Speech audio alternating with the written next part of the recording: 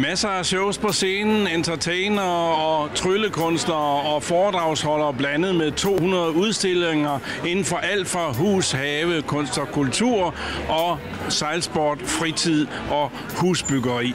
Det er, hvad forårs 2016 har budt på. Vi har et resumé fra de store begivenheder i weekenden 8. til 10. april. God fornøjelse.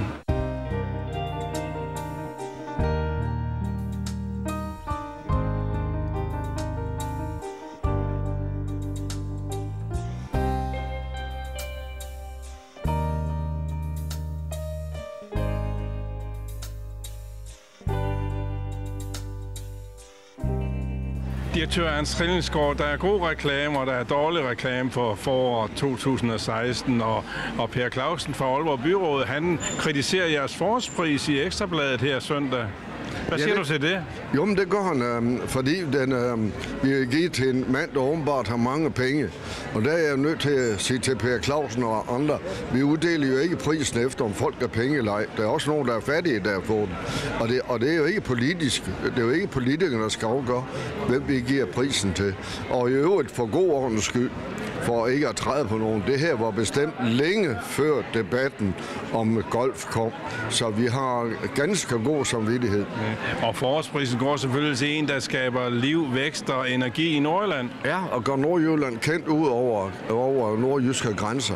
Og det må man nok sige, at Lars Larsen har, og han er jo født i det, der hører til Nordthy, nu nemlig i Thy, eller Nordjylland nu Thy, og uddannet her og været her i Aalborg, så han er jo på en måde Aalborg-dreng. Han kom jo med en nyhed til os i TV Aalborg i går. Han sagde, at hvis det hele går på plads med regionen i år, så vil han, hvis de så giver 3,5 næste års million tilskud, så vil han også give 3,5. Og hvis de giver 5, så giver han også 5. Krone til krone tilskud, det er da en god idé. Jo, men jeg synes, at det hele taget uden at gå ind i den debat, at det er da klart, at den golfturnering har gjort Nordjylland kendt. Og om hvorvidt han skal have pengene eller ej, det er jo et politisk spørgsmål. Jeg siger bare, eller vi siger bare, at manden har gjort noget for Nordjylland, og han skulle jo allerede have haft prisen sidste år. Men der var han ude at rejse, og så blev det Hobro Boldklub, der fik den i stedet for. Så det er en gammel sag, der er over et år gammel.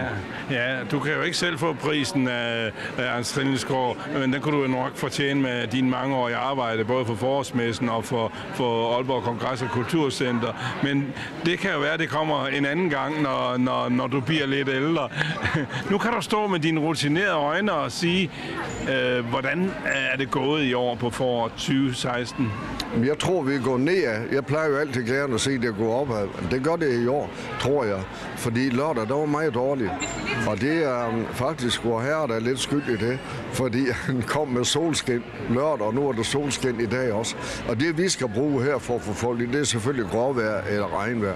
Den første weekend her, hvor det er godt vejr, der strømmer folk ud i have og kolonihave og fritidshus og så videre. Så jeg tror, eller jeg er sikker på, at vi går nogen ned.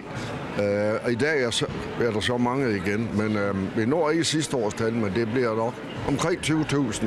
Og hvis vi når det, så er jeg tilfreds. Ja, og siger det der så, at du skal rykke en uge eller to frem næste år, så folk ikke har nået at komme i haven? Det burde vi have gjort, for det har også været messe i Brønderslev og andre byer. Og det er jo heller ikke godt, at vi laver messer samtidig. Det burde naturligvis koordineres. Men vores, det afhænger lidt af alle de kongresser, vi har, og de ligger altid i forårsmånederne. Og de er planeret langt, helt frem til 20. Og det er som regel i marts, april og september, oktober. Ingen i juli, desværre. Nej, men nu står vi så her, og du må vel alligevel være rimelig tilfreds. Jeg kan se, at folk er glade, og der er svært ved at komme ned ad midtergangen. Der er mange mennesker nu, og selvom man ikke når sidste års resultater, så er der vel grobund for 2017, 18 og 19, også i fremtiden. Det kan jeg garantere dig for, det er. Jeg har lige været rundt anden gang i dag for at snakke med udstillere, for at fornemme meget, om de sælger noget, om de får nogle ordre osv. Og de er alle sammen, dem jeg har talt med, tilfredse med resultat indtil nu, selvom det var færre i går. Så jeg kan garantere dig for, at der kommer en masse næste år. 100% sikker. Ernst Trillingsgaard, tak for interviewet, og held og lykke med de kommende forår 2017 og 18 og så videre. Tak skal du have. Tak.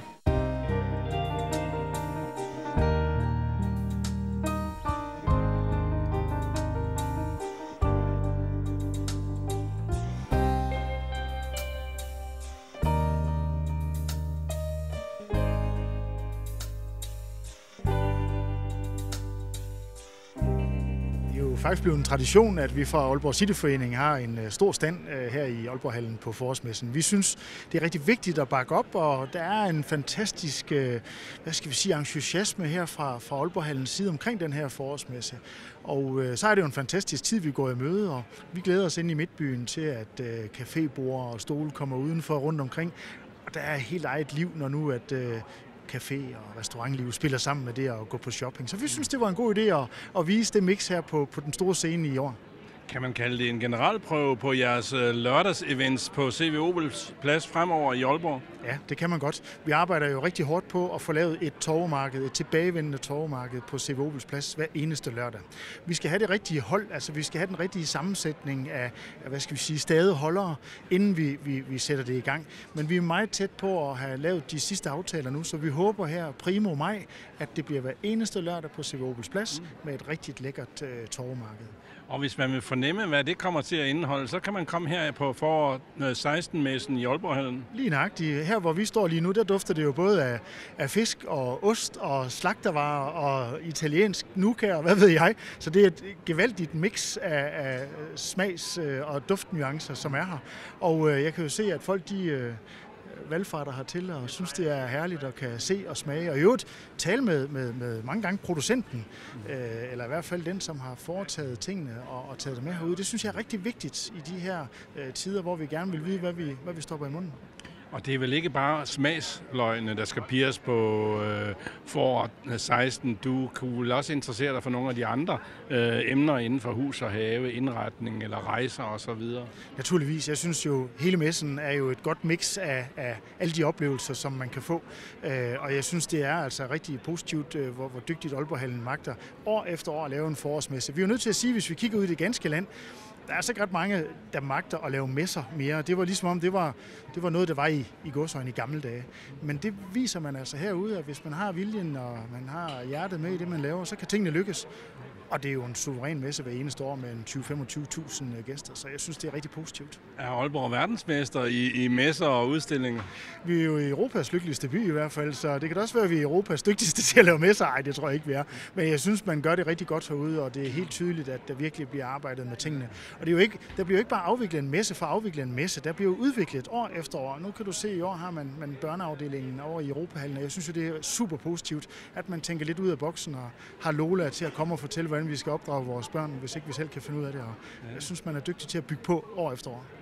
Vi stod og lavede en intro udenfor lige for et øjeblik siden, og det regner faktisk lidt. Og jeg kom til at tænke på det gamle mundheld, når det regner på pressen, så drypper det på dejen. Ja, og det drypper vel også lidt på Aalborg City, at der er så stærke traditioner og så godt besøgt en forårsmesse. Jo, det er klart. Altså de her 20-25.000 mennesker, de kommer jo fra hele regionen og skal ind og se messen. Og der er jo trods alt større chance for, hvis man har kørt fra Hjørring eller fra Skagen her til Aalborg for at skal se messen, så er der jo større chance for, at man lige kører ind om Midtbyen, inden man tager hjem til Skagen eller Hjørring igen. Så det drypper jo selvfølgelig på os inde i Midtbyen også, og forhåbentlig får kunderne derinde så en rigtig god oplevelse. Så ja, det er rigtig positivt. Det bliver et godt forår, både for forårsmessen og også for Aalborg City. Det håber vi sandelig, så ja, held og lykke med det hele. Ja, det siger vi også. Tak skal du have.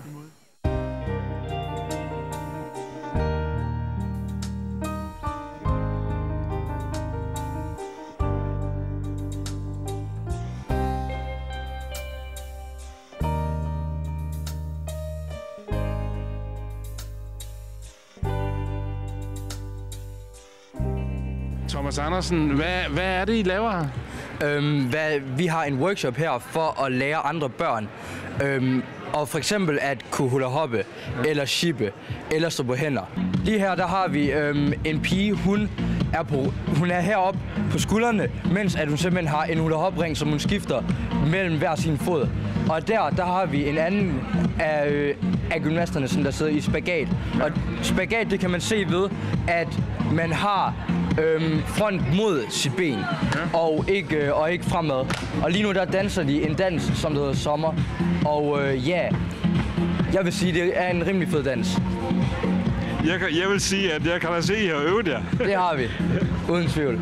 Er det med i jeres show, som kommer herop? Det er det. Og vi træner jo 3 gange om ugen i 2,5 timer, plus hjemmetræning. Så vi kan ikke rigtig undgå ikke at være i sådan en god form der. Og så skal du selv være med til at lige slutte af med et par minutters show, og det tager du bare og tager med ind.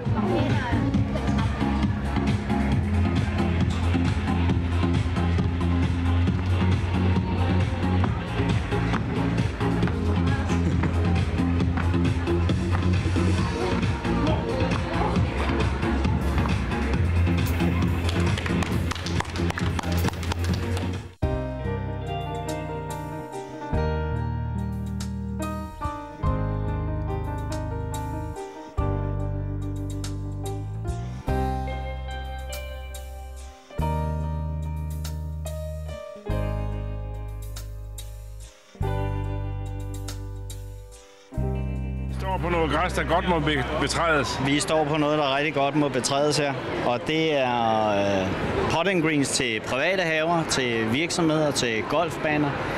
Og løsningen, som vi står på her, det er et produkt, vi har, man selv kan samle og lægge ud i sin have, kan lægges direkte oven på græsplænen, og man kan få trænet sit golfspil både sommer og vinter og det hele. Så har vi nogle produkter, som er nogle designergreens, når man vil gøre lidt mere ud af tingene, og hvor man har integreret det som en del af haven, og som er den løsninger, vi også bruger, hvis vi skal lave vintergreens på golfbaner eller par træbaner. Og det er denne her type paneler, vi har stående herover, som vi bruger til den type der. Så vi har potting green løsninger for enhver kunde. Type, om det er privat eller om det er til professionel brug.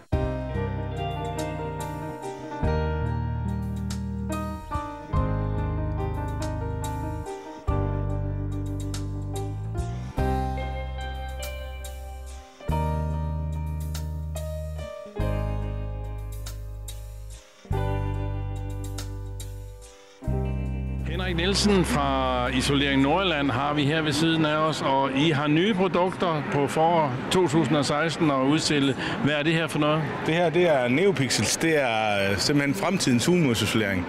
Det er unikt ved, at fugten er ikke bundet i materialet, og man garanterer lambda 33 på produktet her. Det står fuldstændig som en massiv plade ind i væggen.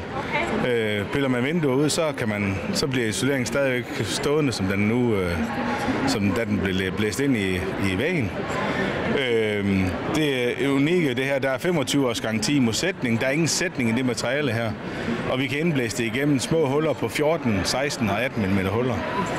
Okay. Er det både landbrugsejendom og parcelhus og rækkehus og alt muligt? Det er nybyggerier og landbrugsejendom og alt, hvad der overhovedet har en hulmur, der kan blæses ind i. Ja. Dog er kravet, at hulmuren den skal være tom, for vi kan bruge det her produkt. Ja. Så jamen, det er jo nemmest, hvis det er nybyggeri, selvfølgelig. Ja, eller så har man hvis man har et ældre hus med granulat i, så tager man, og suger materialet ud, det gamle materiale, og så indblæser man det her igen. Ja.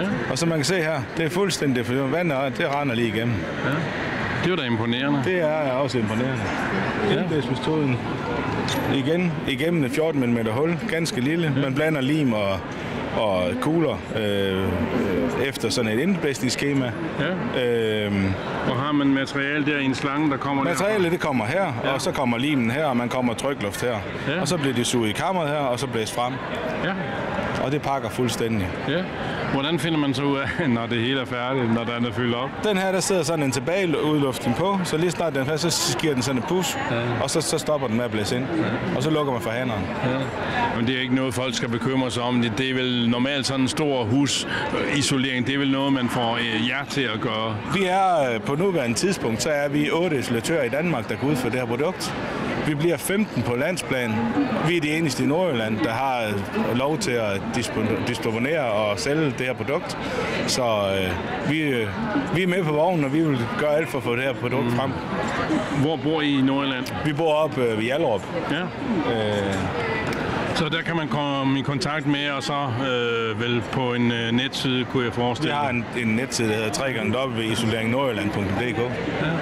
Og så lige til sidst, I er så også med på forår 2016. Hvordan oplever du det? Vi synes, det er en super spændende messe. Jeg har været på messen før, dog ikke med det her firma, men det er en hyggelig messe, og der er gjort masser ud af standen, og jeg synes, det er hyggeligt at være her. Ja, og er det et godt sted at præsentere Neofix for eksempel og andre nye produkter? Jeg synes, at det er et super godt sted at præsentere, og hvis ikke vi skulle præsentere det her, så ved jeg ikke, hvor vi skulle præsentere. Og vi tager rundt på messer i øjeblikket med det her. Ja, okay. Så, og der er stor Esper, og vægen her, den er folk glade for at hen og pille i, og man kan ligesom se, at det er sådan, det er. Og lige sådan det her med vandet kan rende igennem. Ja. Henrik Nielsen, held og lykke, og tak fordi vi må snakke med dig. Ja, velbekomme. Fra isoleringsindslaget her, der går vi videre og kigger på andre af udstillernes produkter i forår 2016.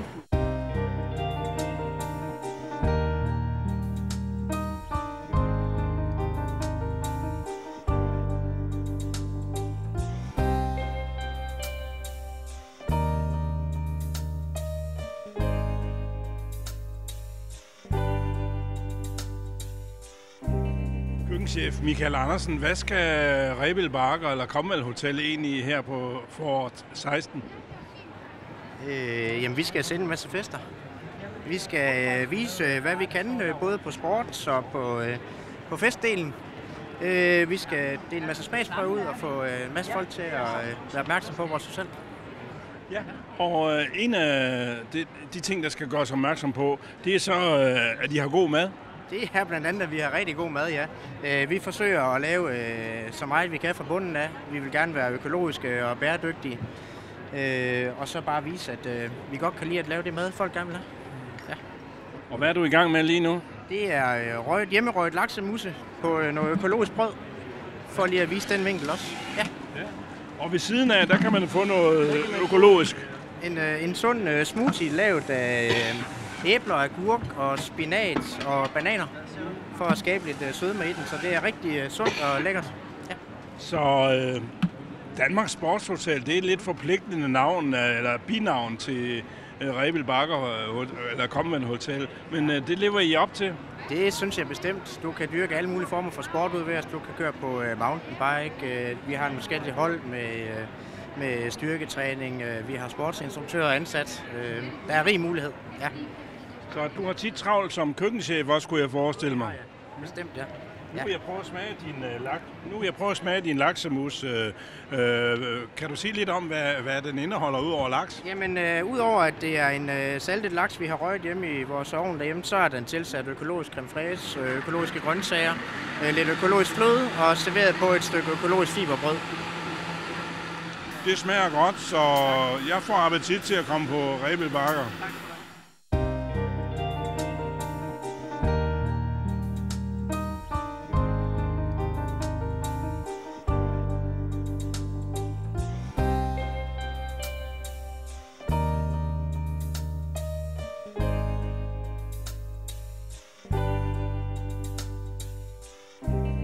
Vi er på ANTV stand, og næstformand Jakob Svendsen. Hvad laver egentlig et antenneselskab her for 2016?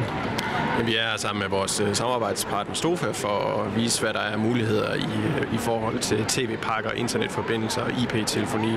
Og så får vi jo en god snak med vores medlemmer i forhold til, hvordan de oplever udviklingen på tv-området i Aalborg. Hvordan er kort sagt udviklingen i øjeblikket for jer og for tv-markedet?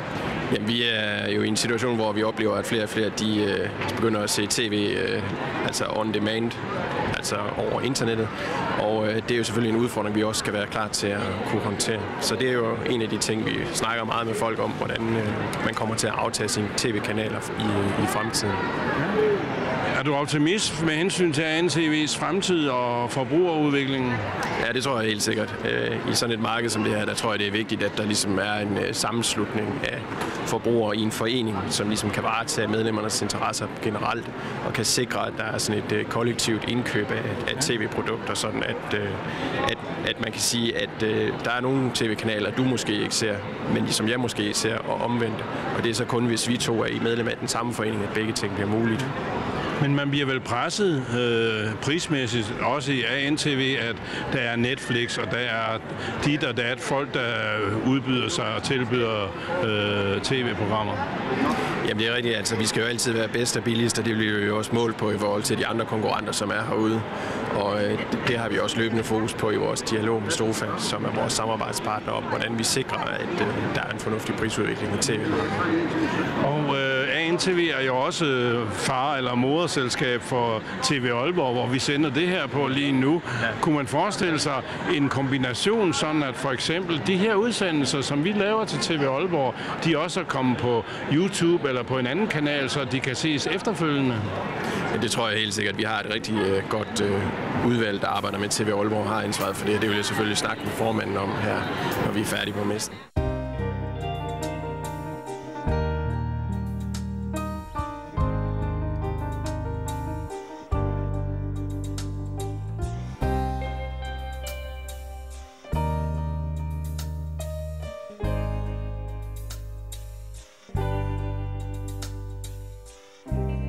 Der er mange levende mennesker, men sandelig også levende bier her på forår 2016 i Aalborghallen. Og jeg har fat i en biavler her fra Hjallerup.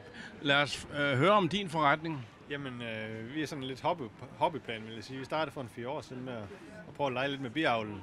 Og så er det udviklet lidt til, at vi så har haft mulighed for som at komme med her i dag. Og prøve at præsentere, hvad vi går og laver lige så stille og roligt. Ja. Og hvad er det, I laver?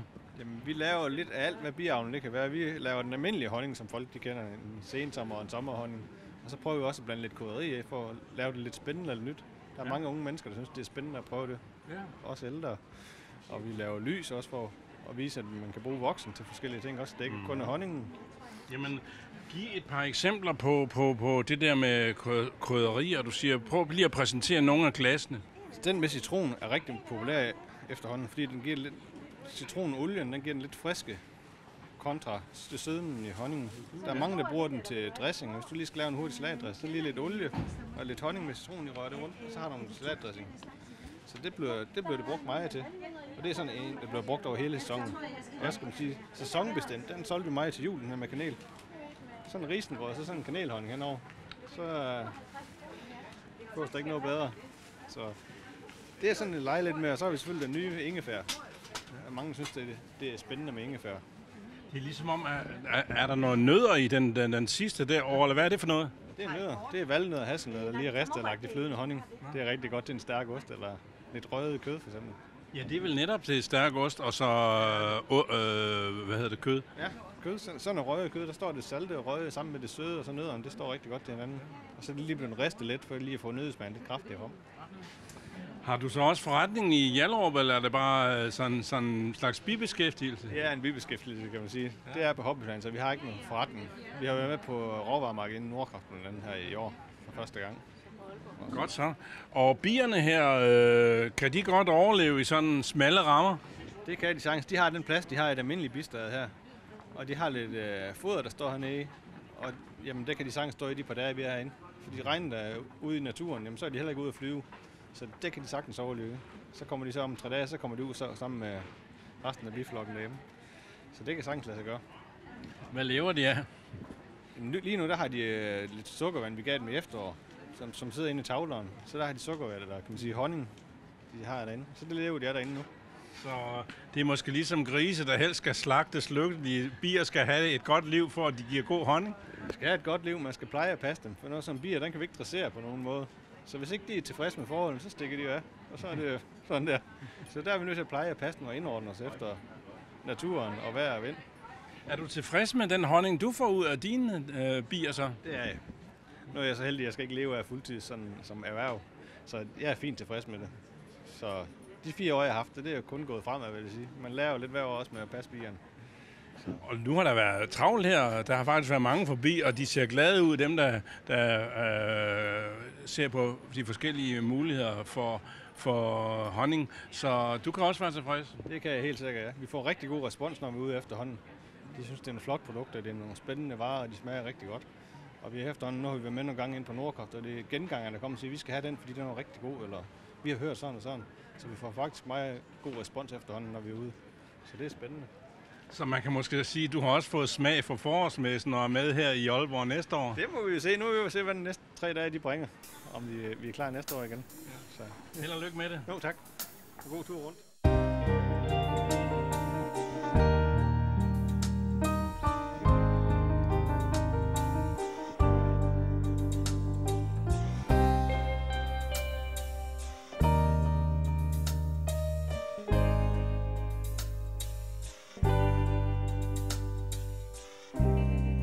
Kære, mange kender dig jo som Aalborgs tidligere borgmester selvfølgelig, og i mange år var det dig, der åbnede forårsmessen for kommunen. Ja, i helt gamle dage, der var der kun 2 personer, der havde med Aalborghallen at gøre. Det var byens borgmester og så direktøren her. Men i vores dage er der kommet en bestyrelse. Ja.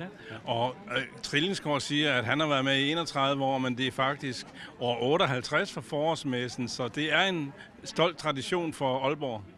Ja, det er det da rigtig nok, og jeg glæder mig hver eneste år over at se, at flere og flere kommer hertil og går rundt og ser på, hvad byens forretningsfolk kan præstere her. Ja. Du har fru Brita med, og hun er ved at lave nogle smagsprøver et eller andet sted. Og har du selv smagt på nogle italiensk nougat, eller noget fisk, eller noget ost, eller hvad? Ja, jeg synes lige netop det er noget af det charmerende, at man hvert år kan få utrolig mange smagsprøver på alverdens fødevarer her og derfra. Ja. Så Aalborg forårsmesse, den fortsætter? Ja, det vil jeg da rigtig nok håbe, den gør, og det tegner jo virkelig flot i dag, hvor det myldrer ind med folk lige fra åbningstiden. Ja. Hvad skal du og fruen så ellers se ud over madstanden her ved Aalborg City? Ja, vi plejer at bruge nogle timer på sådan det meste af en dags tid på at gå rundt og se det hele. For jeg synes virkelig, det er spændende. Det er en god inspiration her ved forårets begyndelse. Ja. Godt. Kaj Kjær, jeg siger tak, og held og lykke med jeres rundgang i Aalborg. Ja, tak skal du have.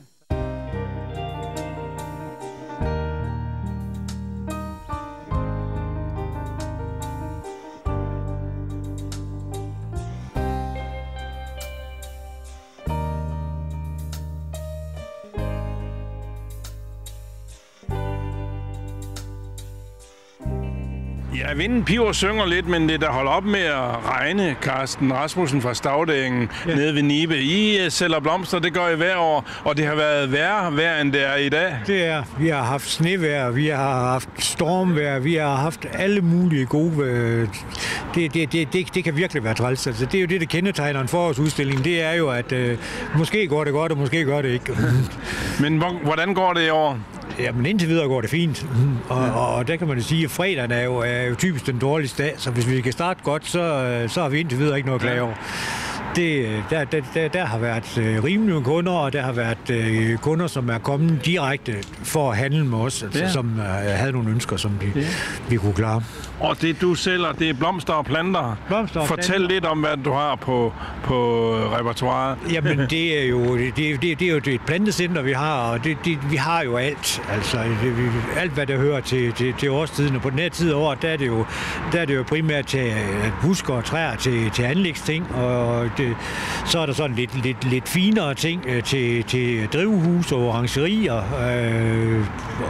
Så er en masse nytteplanter, bærbuske og træer og frugtbusker og brydebusker, alt sådan noget der. Ja. Som det er jo det, nu har man jo haft blomstersæsonen med de der forårsblomster, og nu er man så over i sådan en overgangsfase, hvor man ikke rigtig kan komme videre, fordi der er for koldt, og så går man i gang med de der anlægsting. Ja. Og jeg kan se, at selvom det er lidt koldt, så begynder buske og træer der i hvert fald at give knopper sig for, og det er vel på vej. Jamen, det er jo ligesom at køre en tur på landet. Altså, man kan jo se, at kornmarkerne, de er jo også på vej ovenud. Altså, de begynder at røre på sig. Der skal ikke ret mange dage til med noget sol og noget varme, så er de der. Så. Jeg skal ikke kalde mig med grønne fingre, men er det purløg og den slags, du snakker om, nytteplanter, eller hvad er det? Det der ene er ikke purløg, det er vinterporer. Vinterporer, ja. Nå, men det er jo næsten lige så godt. Det er stadigvæk sund spise. Det er stadigvæk sund spise, ja. Og der har vi jo så, vi har vores aronia, samtidig med, der er vores specielle kendetegn. Altså, hver eneste planteskole forsøger jo ligesom at differentiere sig i forhold til de andre på et eller andet bestemt produkt. Og der har vi den der bærbus, der hedder aronia, med alle de der tilhørende produkter, som man laver af de der aronia-bær. Og det er det, vi er gode til. Ja. Og vi sælger jo så dermed jo også rigtig mange både planter og tilhørende produkter også. Ja. Og det gør jo så, at fordi ulempen ved at, hvad skal man sige, at have et plantecenter, det er jo, at sæsonen den har jo et årligt hul der midt på vinteren. Ja. Og det får vi så lige nu ud ved at have de der aronia-produkter, altså, hvor der også er en aktivitet om vinteren. Ja. Og jeg kan se på dit ansigt, du tror på, at det bliver et godt forårsarrangement her i Aalborghallen. Aalborghallen er altid godt. Altså, Aalborghallen kan man jo sige, det kan aldrig slå fejl. Fordi et eller andet sted, så bor vi ikke længere væk, end at det er jo et eller andet form for lokalt arrangement. Og så skal vi jo være her, fordi vi skal jo ud og fortælle, at vi er her. For ellers så trækker vi jo ingen folk. Det er den største by, vi har i miles omkreds. Altså, Gundersted ligger ude midt på Borup på Hede, så hvis man skal have nogle folk derud, så er man altså nødt til at skal ud i samfundet og fortælle, at man eksisterer. Godt så. Held og lykke med det. Tak.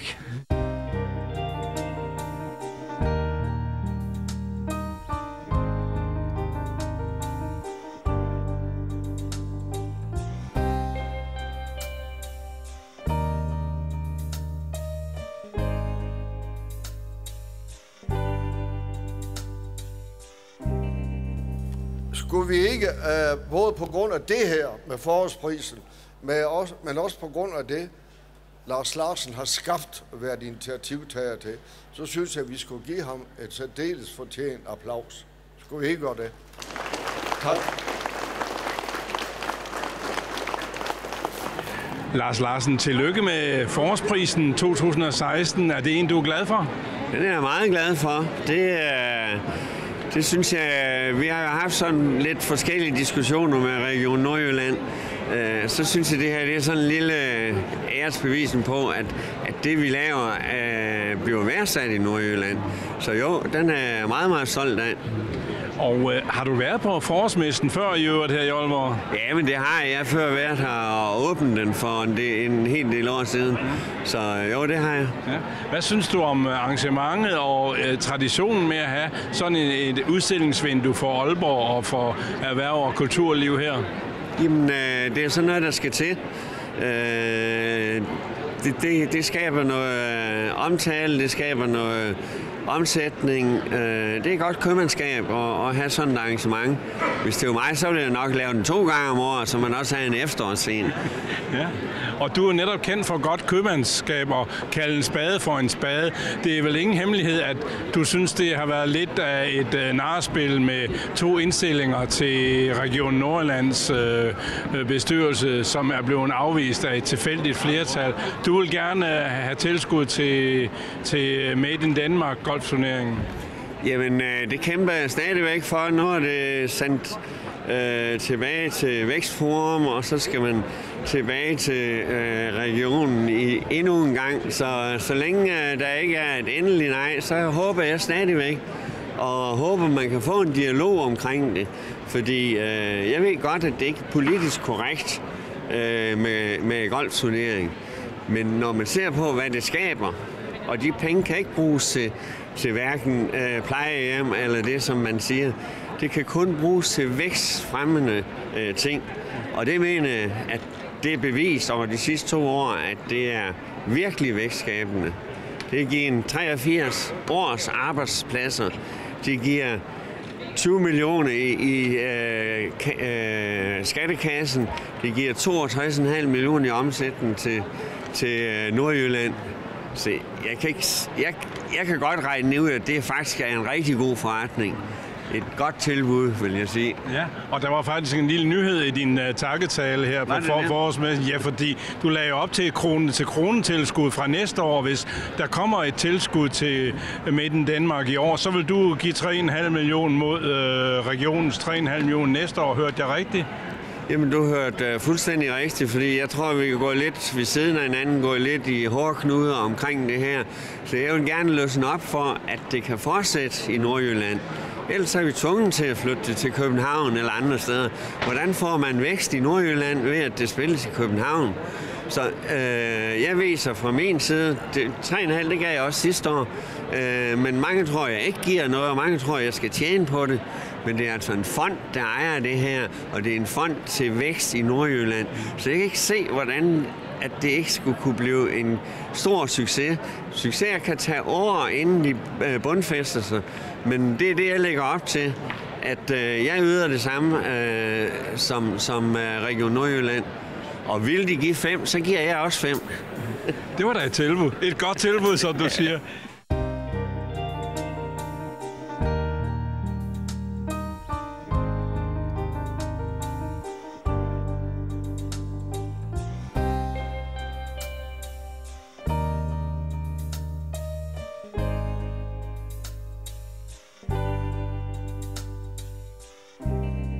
På for 2016 er der også ikke en tryllekunstner, som jeg havde hørt rygter om, men mental underholdning, og det er dig, Carsten Sørensen. Vi vil sandelig gerne underholdes mentalt. Hvad går det ud på? Jamen det, som jeg laver, det er psykologisk underholdning, kan man sige. Det er noget med tankelæsning og noget med forudsigelser at gøre. Og så vil jeg så se, om jeg kan tage røven på gæsterne under arrangementet. Og nu skal jeg så prøve på masser her. Så. Jamen, værsgo at sætte i gang. Du har en trylletaske her bagved. Men, det har jeg. Ja, lad os høre, hvad du vil gøre ved ham. Yes. Jamen altså, det vi skal lave, det er egentlig et lille spil. Det, der kommer ud på, det er, at Mads han skal finde kuglen, eller jeg skal finde kuglen her, som Mads han gemmer. Det, der skal ske, det er, enten holder han den i hånden her, eller i den anden hånd på ryggen. Og så skal jeg så finde ud af, hvad for en hånd det er, Mads han gemmer den i. Så det prøver vi. Du tager kuglen i en af hænderne, den ene bagpå og den anden foran. Jeg vender dem rundt. Okay? Ja. Super. Det vil sige så, enten så ligger den i hånden her, eller om bag på ryggen. Hvis den ligger herovre, så tænker du på farven rød. Hvis den ligger om bagpå, så tænker du på farven blå. Okay? Jeg kan se, at du nikker lidt med hovedet, hvor jeg siger farven blå. Det vil sige så, at den ligger om bagpå. Det gjorde den. Nå. Vi prøver lige en gang til. Ja. Vi prøver 3 gange i alt. Hvis du prøver en gang til, Mads. Okay? Ja. Okay, vi tager lige lidt ned. Okay, den her gang, der kan du enten bluffe med, altså ved at have den over bagpå igen, som de fleste de faktisk gør. Men den her gang, hvis den ligger her, så forårsmessen her, den er delt op i 2. Der er både børnemessen, babymessen, og så er der forårsmessen. Hvis den ligger her, så tænker du på forårsmessen. Hvis den ligger om bagpå, så tænker du på babymessen. Okay? Nu kan jeg se, at I har datter og sådan noget med, så I ville egentlig gerne have været derinde. Men du tænker på forårsmessen. Den ligger herover den her gang. Vi prøver lige en sidste gang. Jeg vender mig rundt. Okay? Ja. Med den anden hånd den her gang. Okay. Hvis du fokuserer, eller hvis den er i den hånd her den her gang, så tænker du på en mand. Hvis den ligger om bagpå, så tænker du på en kvinde. Okay?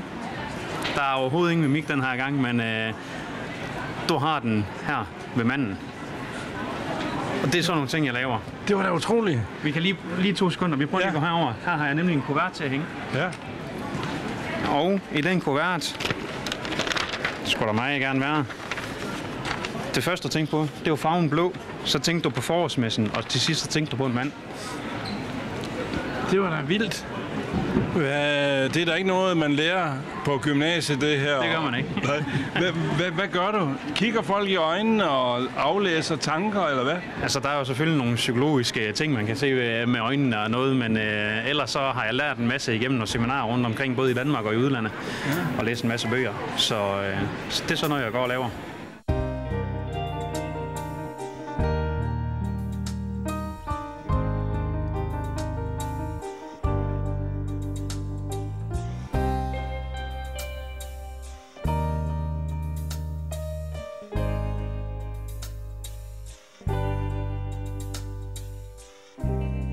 Ja, som I kunne se, så var der rigtig gang i den her i Aalborghallen hele fredagen. Masser af aktiviteter, masser af sjove events og masser at se på for publikum. Salgschef Lasse Holsten Jessen, hvad synes du om gårsdagen? Er I også tilfredse med aktiviteterne? Ja, vi var særdeles tilfredse med dagen i går. Det var en forholdsvis rolig start på en forårsmesse anno 2016. Fredagen er en dag, hvor mange udstillere har mulighed for lige at få justeret de sidste ting på standene. Og mange er nye og kan godt bruge fredagen til lige at komme i mål med de sidste ting. Lørdag og søndag, som vi kommer ind i nu, er nogle ret store dage, så der skal der være styr på det hele. Ja, men du sælger stande blandt andet, ikke? Og er det gået tilfredsstillende? Det går alt forventning i år. Vi har fuldstændig udsolgt på stande, både på forårsdelen, som jo ligger inde i de fleste af hallerne her. Og så har vi jo småbørnsmessen på i år, som er helt ny, som ligger i Europahallen. Og der er der også fuldstændig udsolgt. Ja, så AKKC, Aalborg Kongress og Kulturcenter, har en win-win-situation her. Ja, det må vi sige. Vi når næsten altid i mål med forårsmessen og har altid glade udstillere og rigtig mange glade besøgende, og det forventer vi også for i år. Der er jo meget andet, der foregår selvfølgelig i Aalborghallen end forårsmessen, men en af de faste gæster til revy og shows, Lisbeth Dahl, fylder 70, og Ernst Trillingsgaard er taget over for at ønske hende tillykke, og det er vel et tegn på, at han godt kan overlade butikken til dig for eksempel, og de andre ledere her. Ja.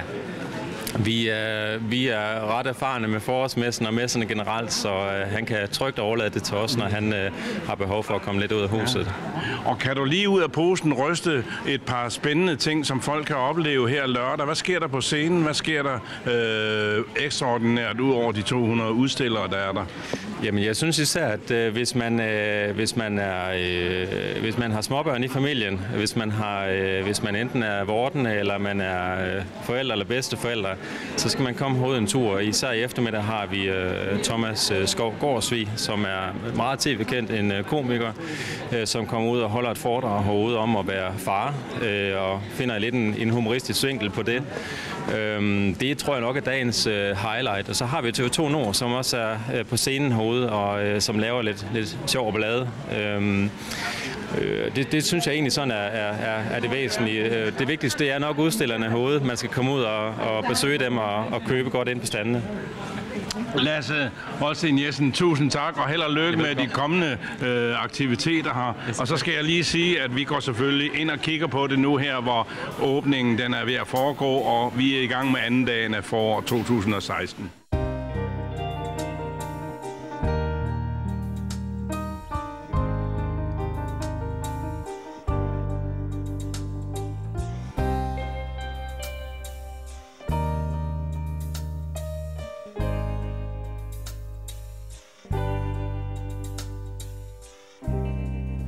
Så er vi ved standen Leguano og Beatrice Spanier.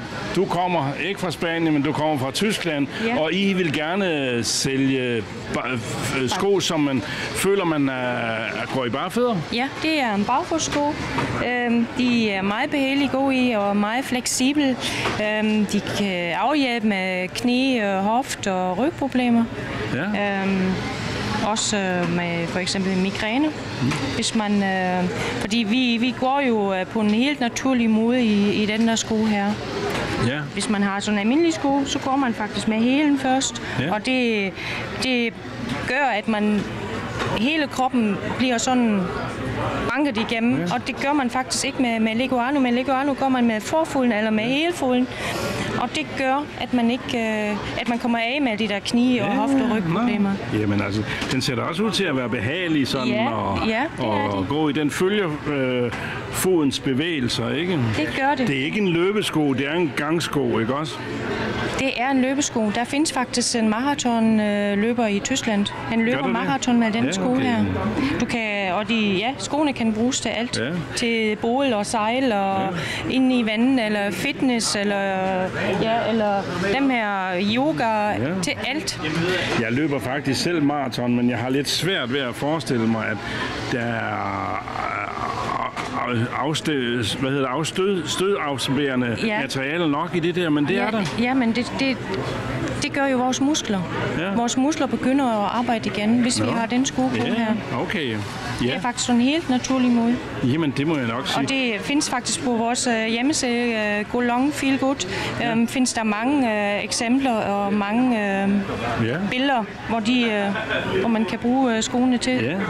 Er der interesse for det her i Aalborg? Det tror jeg nok. Tror jeg nok.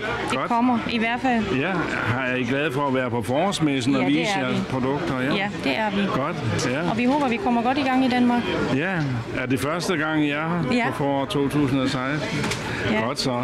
Og du har snydt lidt. Du har ikke begyndt at øve dig på dansk i sidste uge. Du har været her i et stykke tid. Eller lært noget i hvert fald. Ja, vi bor i Danmark i 8 år nu. Okay, så der skal startes salg op herfra? Yes. Ja. Så må I have held og lykke med jeres skosalg. Tak. Og jeg synes, det er imponerende så meget, at det skulle kunne hjælpe på migræne og på knæskader og det hele. Leguano er standen her i kælderen ved forår 2016. Vi skal videre og se, hvad der foregår.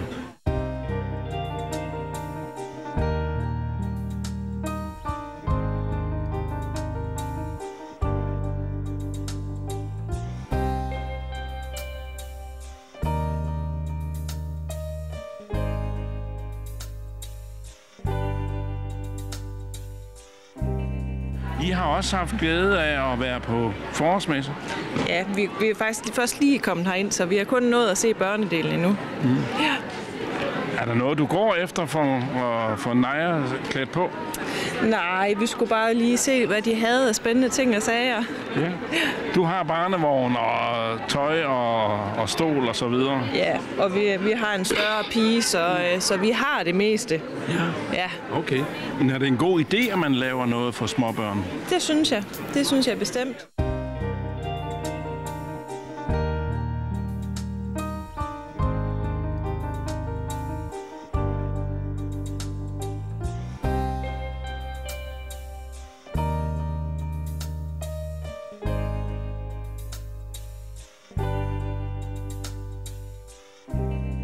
Sjønningen har M-Kids her på den nye stand, eller rettere sagt den helt nye afdeling i foråret 2016 for småbørn. Og Maj-Britt, hvad er det for nogle ting, som I gerne vil sælge til børnefamilier? Jamen, vi vil rigtig gerne sælge børnemøbler, der er målrettet til familien, der gerne vil investere i et produkt, som kan holde i mange år. Til dem blandt andet, det skal være multifunktionelt, og man skal føle, at man køber en kvalitet for de penge, man bruger. Og vores første produkt, som vi lancerede herude, også i Aalborghallen sidste år faktisk, det var Evolve højstolen, som vi har til at stå heromme bagved os. Se på den. Og den fungerer både som en højstol, som man kan anvende til børnene fra de er 6 måneder, og vi har puden her, babypuden, der er ergonomisk udformet, sådan at den følger børnene. Der er god plads her, der er sider, der støtter dem. De har en babybøjle på, så de ikke falder ned. Det er tiltænkt, at man har rundet af her, så når man har børn med forskellige bentykkelser, så er det let at få børnene op. Vingerne herude, de er lavet flade, så børnene kan få et greb her omkring det. Så har vi selvfølgelig fodpladen her på, der giver, at børn har fodfæste, når der er, de sidder der. Når børnene bliver omkring et år, er ståstabile og kan begynde så småt at gå, så vil de som regel gerne op og være med i køkkenet sammen med deres forældre. Så kan man tage stolen her, og så laver man om til den her ståfunktion her. Ja. Og det hele det foregår uden værktøj. Man slider simpelthen den her ud, og så kan man slide den tilbage og lægge pladen på. Så har man funktionen, hvor de kan sidde på. Ja. Så når man skal have dem med i køkkenet, så slider man den ned, tager et minut og laver den om fra højstol til den her ståfunktion, og så kan børnene komme op og stå, ligesom vores lille mannequin herovre, og så kan de være med sammen med mor og far og lave mad.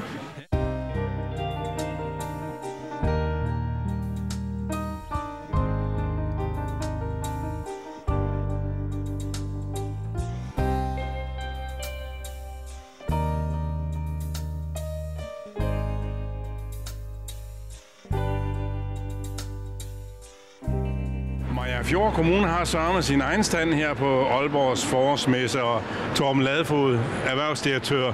Du vil gerne sælge nogle billetter, og du bruger slemme knep, kan jeg se. Der bliver disket noget øl ud også. Det har du ret i. Altså, vi vil jo gerne have flere venner og flere borgere her i Mariagerfjord Kommune. Så vi tænkte øl og is, begge dele gratis. Det må være noget af det, der får folk i tale. Ja. Og det virker jo, kan vi jo se.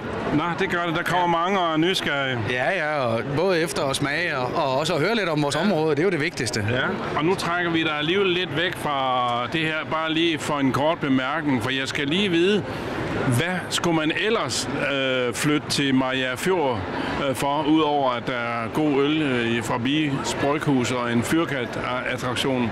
Jamen, jeg synes, at der er 2 hårdt slående argumenter for at flytte til Mariagerfjord. Det ene, det er økonomisk.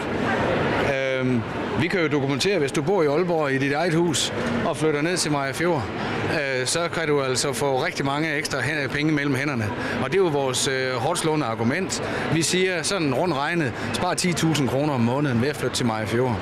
Det er det ene argument. Og det andet er jo, at vi har en fantastisk beliggenhed. Vi er omkranset af natur, og rent geografisk så ligger vi jo lige midt imellem Aalborg og Aarhus. Og det vil sige, at vi har 1 million mennesker og 500.000 arbejdspladser inden for en times kørsel. Det er også et ret godt argument for den unge børnefamilie, der skal have fundet ud af, hvor man skal bo og hvor man skal arbejde.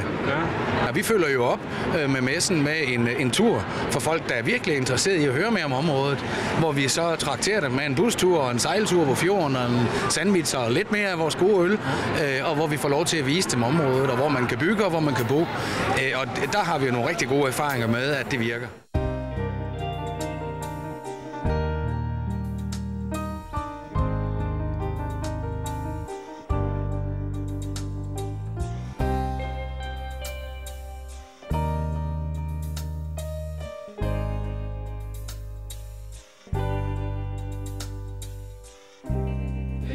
Martin Thomsen, Energitilskud Danmark hedder dit firma. Det er jo et lidt forpligtende navn, men du lever vel faktisk af at skaffe energitilskud til folk, der vil have renoveret deres boliger? Ja, det er rigtigt, ja. Vi hjælper danskerne med at rådgive omkring de her kære tilskud, man kan søge, når man energioptimerer. Det er jo sådan, at vi har oplevet, at op imod 60-80% af danskerne får ikke søgt de her tilskud rettidigt, før de går i gang. Og det prøver vi så her med, når vi står på messen, bolig-livsstilsmessen, og få kontakt til så mange som muligt og rådgive dem, inden de skal i gang. Det kan jo være isolering, nye varmekilder osv. Så der er faktisk mange mennesker, der ikke er klar over, at de kan søge energitilskud? 70% af dem, vi snakker med på messen her, er ikke klar over, hvad det er, vi kan tilbyde dem. Jamen lad os lige pinde det helt ud. Isolering, siger du. Hvad ellers kan man søge tilskud til, når man vil forbedre sin bolig? Jamen der er stort set ikke noget, der ikke er tilskudsdækket ud over hårde hvidevarer. Vi kan altid gå ind og lave specifikke beregninger på de her kære tilskud. Så det er jo vinduer, døre, varmekilder, rørisolering, LED-pærer osv. osv. Altså det er kun fantasien hjemme, der sætter begrænsninger.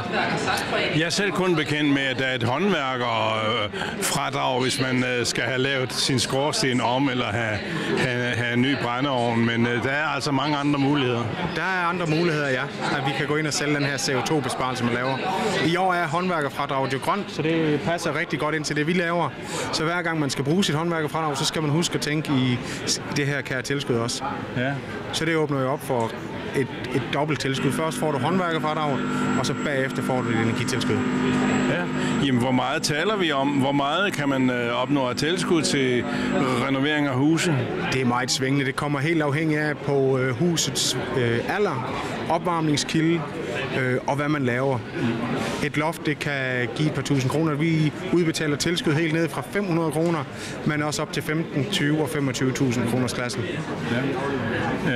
Altså, når man skal sælge sit hus, så har man en advokat, men skal man søge en energitilskud, så har man altså Martin Thomsen. Er det korrekt forstået? Det er helt korrekt forstået, ja. Så du laver alt papirarbejde og sparker døre ind til de myndigheder, der skal have en ansøgning? Ja, det er rigtigt, ja. Vi tager os af alle ansøgninger, udfyldning af diverse dokumenter, laver særskilte beregninger på, hvor meget CO2 man sparer i den pågældende bygning. Så vi gør energitilskud simpelt, som vi gerne vil slå os på. Så her fra Danmark kan bruge tiden på de gode ting i livet. Hvordan kommer man efter forårsmessen i kontakt med dig? Vi er stærkt præsenteret på nettet, og ellers så kan vi jo altid ringe til os. Ja. Vi har åbent fra 7 til 4 hver dag, og vi er landsdækkende. Ja. Hvor har du domicil henne selv? Vi har hovedsæde i Kruså, nede ved grænsen, og har en større afdeling i Aarhus, afdelingen på Fyn og en på Sjælland. Ja. Så man kan godt som aalborgenser også få fat på både i Aarhus og på nettet. Det kan I tro. Vi har lige ansat en ny mand heroppe fra Randersområdet, som skal køre den nordlige del af Jylland, og har lige taget en ny mand mere ind i Vestjylland også. Hvad er din fornemmelse af forårsmessen efter første dagen? Jeg tror, at forårsmessen her er rigtig godt besøgt. Lidt ældre publikum i dag, men de har været købevillige og interesserede i, hvad det er, vi har at byde på. Så jeg tror, det bliver en rigtig god messe. Held og lykke, og tak for snakken. Tak skal du have. Fortsat god dag og god messe.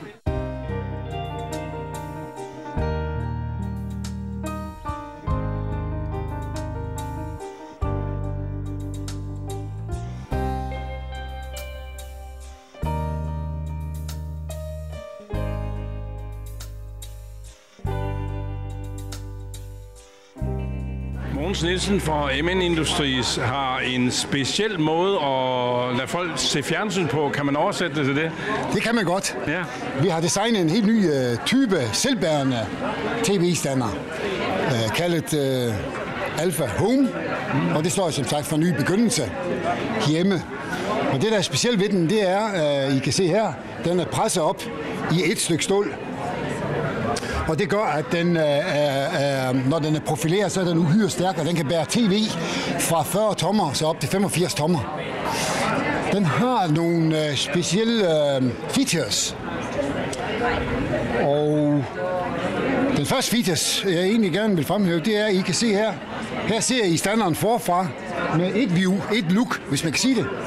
Og man kan faktisk ændre looket ved at fjernsynet kan faktisk, som I kan se her, så kan de sidde på den anden side også. Okay. Og det vil sige, at I får et andet look. Der er selvfølgelig mange fjernsyn, der sidder på væggen. Men det må ikke være fjernsynet, der bestemmer, hvordan du indretter din stue. Og det, jeg gerne vil med det design her, det er, at mennesket de får en frihed til, at de kan sætte deres fjernsyn hvor som helst. Og den røde tråd i det her, det er faktisk, at jeg gerne vil prøve at binde fjernsynet sammen med stuen som et møbel.